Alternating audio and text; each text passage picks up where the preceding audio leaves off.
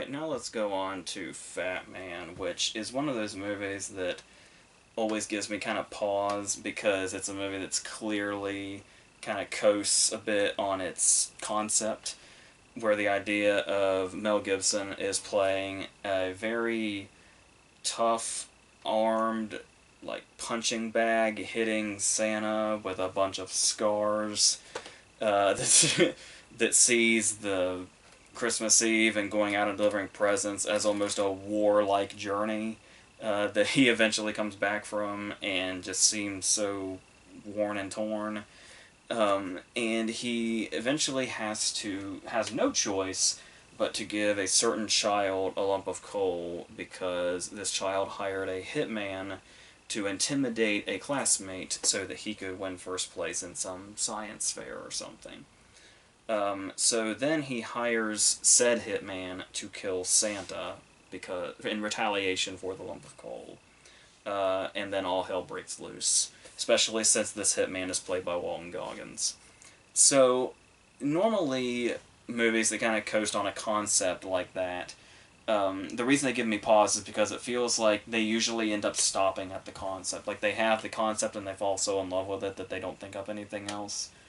And that this kind of falls into that category, but it still somehow manages to find a way to work, even if it feels like it clearly didn't really like this concept doesn't really lend itself to having a middle portion.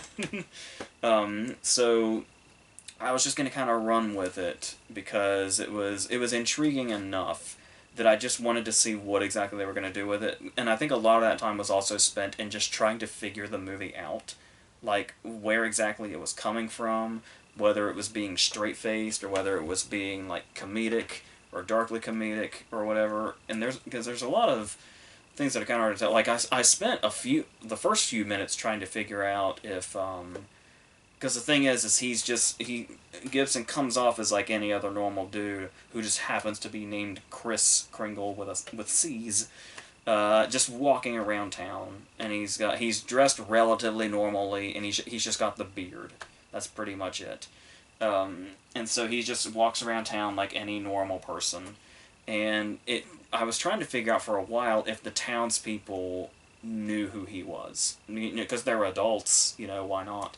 But no, as far as I know, the only people that know who he is are anybody that lives in his northern region and apparently the military. So, who he is sort of doing a sort of an agreement with in regards to the elves working for the military. And this is the kind of thing where I was initially kind of put off because it's like when you have a concept that could work and it's so simple, it's like overcomplicating that to the point that you can tell what I was talking about where I said the concept is great, but you're obviously missing pieces, so you're going to have to fill in those gaps as you go if you want to hold on to this concept that you love so much.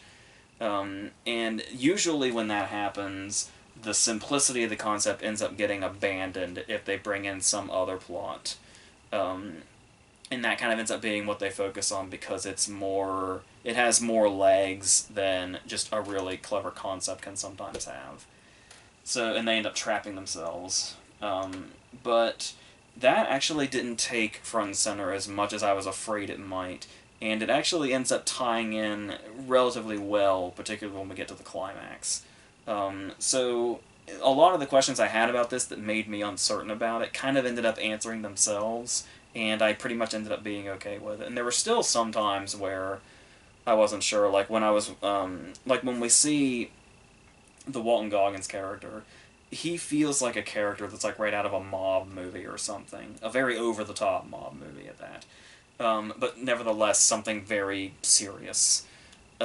So I kept thinking, like, when he was going around, like, he's one of those characters, he's like an Anton Chigurh, where every time he gets even a little bit of information, the person must go because they saw him. So he ends up piling up a lot of bodies throughout the movie, and I just kept thinking, wouldn't it be so much funnier if the whole Santa aspect was how we normally see it? How, fantastical and jolly and all that stuff, and just having this character in the midst of that. Uh, but the whole thing kind of being at Goggins' tone, including Gibson's Santa portrayal, gives it this almost entirely straight-faced feel that I was kind of unsure about. But and the thing also is when you think of this concept, you think of something like way over the top. But the interesting thing about that is the fact that it does play it so straight faced means that it's really not as over the top as you might be expecting. Um, like if anything, it's relatively grounded compared to what you might be expecting. And at first, I found that kind of disappointing, and I found some disappointing aspects throughout. Like the whole idea of after it's built up, like how he feels about delivering presents on Christmas Eve. When he does go out and deliver presents, there's like just kind of like he walks out into the night, and then there's kind of a dissolve, and then it's just the next morning, and he's coming back, and he's got like a wound. And it's like, is it weird that I'm really disappointed we didn't get to see his delivery process, or at least a glimpse of it? Um, but the more I was thinking about it, and the more the movie started working for me, the more I started to realize that the main reason I was disappointed at first was basically because the movie wasn't what I was expecting. Like when you kind of go into this expecting something like really over the top and something that's gonna feel like it's kind of having fun with itself, and it does feel like it's having fun with itself, but not in like the big way you might expect it to. And then I kept thinking about the fact that it's not really a movie's fault when it's not what you think it is, because it's one of those cases where like movies don't make promises, marketing does. So the fact that this is kind of what the movie always was, and the concept might give you another idea, but it's not like it's not that concept. That is what it is, and they really don't stray as far from it as one sometimes does when they have an otherwise pretty bare bones concept that has a lot of space to fill in. Because even though the movie's only about an hour 35, it does have a lot of time to kill, because there's the whole concept of Goggins is hired, and then he has to go through the whole process of finding out where Santa is, and then once he finds out where Santa is, it's a long journey to get there. And we see a lot of the movie is this journey. So we've got to have stuff that Goggins is doing on his way there. We've got to make that interesting. And we've got to have something for Santa to be doing until Goggins gets there, like while he's doing his hunt and then when he's on his way. That's a massive portion of the movie that you don't think about when you think of the concept.